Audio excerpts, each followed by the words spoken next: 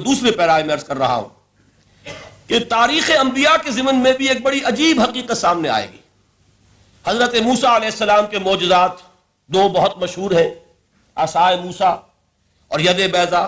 ویسے قرآن مجید نے 7 مزید گنوائے ہیں، 9 آیات بینات، 9 بڑے کھلے کھلے معجزے جو فرعون اور آل فرعون کو دکھائے گئے۔ پھر آپ کو معلوم ہے کہ اسی عصا کی ضرب سے سمندر کا پھٹ جانا، اسی عصا کی ضرب سے ایک چٹان سے 12 چشموں کا پھوٹ بہنا، اور پھر یہ کہ من و سلوہ کا نزول ہے اور غمام ہے صحرا کے اندر جہاں کوئی چیز سائے کے لیے نہیں ہے، ان کے اوپر ابر کا سایہ کیا جا رہا ہے۔ یہ سارے معجزے آپ کو نظر آ رہے ہیں۔ اسی طریقے سے حضرت مسیح علیہ السلام کیسے کیسے معجزے، مردہ کو کہا قم باذن اللہ اور کھڑا ہو گیا، گارے سے بنایا ایک پرندے کی شکل اور اس میں پھونک ماری اور اڑتا ہوا پرندہ ہو گیا۔ یعنی یہ کہ احیاء موتا اور خلق حیات یہ آخری معجزے ہو سکتے ہیں، اس لیے کہ یہ خالص اللہ تعالیٰ کے افعال ہیں۔ لیکن ذرا اس کانٹیکسٹ میں دیکھیے محمد کا معجزہ کیا ہے صلی اللہ علیہ وسلم۔ قرآن مجید جن لوگوں نے پڑھا ہے اور سمجھ کر پڑھا ہے، ترجموں سے پڑھا ہے یا ویسے وہ عربی زبان سے واقف ہیں، ان کو معلوم ہے کہ قرآن بار بار کہتا ہے محمد کا معجزہ یوں تو بے شمار واقعات ہوں گے لیکن اصل معجزہ صرف اور صرف قرآن ہے۔ اسی کو پیش کیا گیا کہ یہی ہے، آؤ مقابلہ کر لو۔ اصل میں معجزہ کہتے کسے؟ معجزہ کے معنی عاجز کر دینے والی شے۔ یوں تو اولیاء اللہ جو ہیں ہم ان کی کرامات کے قائل ہیں، اللہ تعالیٰ اپنے کسی نیک بندے کے مقام اور مرتبے کے اظہار کے لیے کسی وقت کوئی ایسی چیز ظاہر کر دے جو قانون طبیعی کے خلاف ہو، تو یہ کرامات اولیاء حق ہے۔ اور اس درجے کی جو ظاہر بات ہے کہ جب اولیاء کے لیے کرامات ہے تو انبیاء کے لیے تو بہت ہوں گی۔ اصل معجزہ کسے کہتے ہیں؟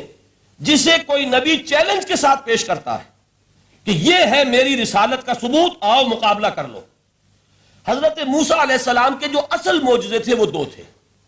ایک عصا جس کا کہ مقابلہ کیا، آپ کو معلوم ہے کہ فرعون نے تمام جو جادوگر تھے پورے مملکت کے انہیں جمع کیا اور مقابلہ کیا۔ تو جس چیز کو کہ پیش کیا جائے چیلنج کے ساتھ کہ آؤ تو مقابلہ کر لو، وہ اصل معجزہ ہوتا ہے اس نبی اور رسول کا۔ تو حضور صلی اللہ علیہ وسلم کا اصل معجزہ، یعنی معجزات، آپ یہ مغالطے میں مبتلا نہ ہو، میں بقیہ معجزات کی نفی نہیں کر رہا، یہ واقعات اپنی جگہ حق ہیں کہ حضور کو پتھر سلام کرتے تھے۔ حضور صلی اللہ علیہ وسلم جس کھجور کے تنے کے ساتھ ٹیک لگا کر خطبہ دیا کرتے تھے، جبکہ ابھی مسجد نبی میں ممبر نہیں بنا تھا، جب تعداد زیادہ ہو گئی مسلمانوں کی اور ضرورت محسوس ہوئی کہ ذرا بلند مقام پر کھڑے ہو کر آپ خطبہ ارشاد فرمائیں، تو پھر وہ ممبر بنا کر رکھا گیا۔ پہلے مرتبہ جب آپ ممبر پر چڑھ رہے تھے خطبہ دینے کے لیے تو اس کھجور کے سوکھے تنے میں سے ایسی آواز آئی جیسے کوئی بچہ بلک بلک کر رو رہا ہو کہ وہ سعادت جو مجھے حاصل رہی تھی آج تک میں محروم ہو گیا۔ تو یہ انبیاء کا مقام ہے۔ مولانا روم نے اسی لیے کہا ہے کہ فلسفی کو منکر حنانہ است، از حواس انبیاء بیگانہ است۔ فلسفی اور عقلیت پرست انسان وہ تو حنانہ کا انکار کر دے گا، کیسے ممکن ہے سوکھا تنا اور اس کے اندر سے بچے کی طرح بلکنے کی آواز آئے، لیکن یہ اس لیے کہ وہ انبیاء کے خصوصی احوال جو ہے ان کو جانتا نہیں۔ اس قسم کے خرق عادت واقعات حضور کی زندگی میں بھی بے شمار ہوئے، لیکن حضور کا وہ معجزہ جس میں تحدی کے ساتھ چیلنج کے انداز میں کہا گیا کہ آؤ مقابلہ کر لو، وہ صرف اور صرف قرآن ہے۔ چنانچہ آپ سورہ بنی اسرائیل میں دیکھیں گے قُلْ لَئِنِ اجْتَمَعَتِ الْإِنسُ وَالْجِنُّ عَلَىٰ أَن يَأْتُوا بِمِثْلِ هَٰذَا الْقُرْآنِ لَا يَأْتُونَ بِمِثْلِهِ وَلَوْ كَانَ بَعْضُهُمْ لِبَعْضٍ ظَهِيرًا۔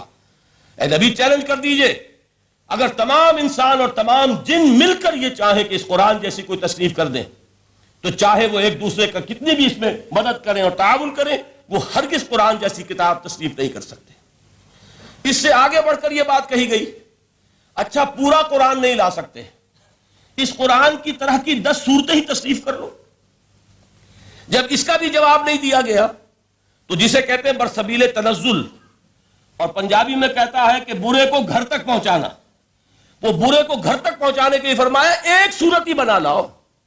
یہ سورہ ہود میں اور سورہ یونس میں یہ مضمون آیا، اور پھر سورہ بقرہ میں ہجرت کے بعد جو پہلی سورت نازل ہوئی اس میں پھر اس کو دہرا دیا گیا، وَإِن كُنتُمْ فِي رَيْبٍ مِّمَّا نَزَّلْنَا عَلَىٰ عَبْدِنَا فَأْتُوا بِسُورَةٍ مِّن مِّثْلِهِ وَادْعُوا شُهَدَاءَكُم مِّن دُونِ اللَّهِ إِن كُنتُمْ صَادِقِينَ۔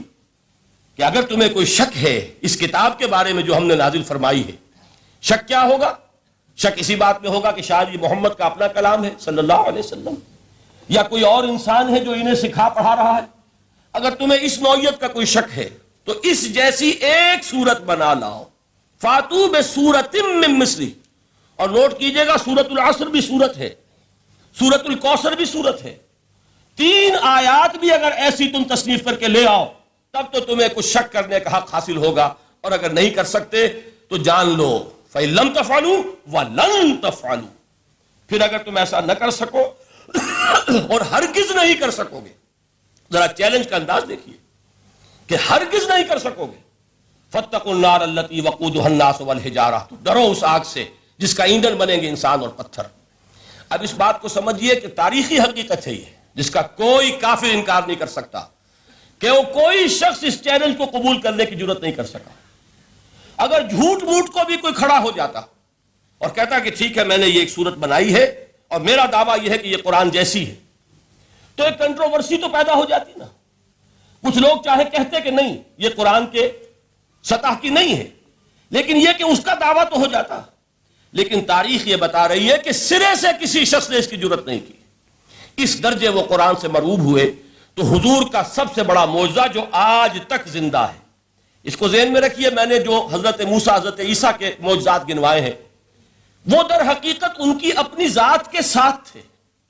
ید بیضا موسیٰ کے ساتھ تھا، عصا معجزہ اس وقت تھا جب موسیٰ کے ہاتھ میں تھا، اس کے بعد کئی سو برس تک وہ صندوق سکینہ جو ہے، تابوت سکینہ، اس میں وہ عصا رکھا رہا، لیکن اب وہ معجزہ نہیں تھا، وہ سوکھی لکڑی تھی، اس کے سوا کچھ نہیں۔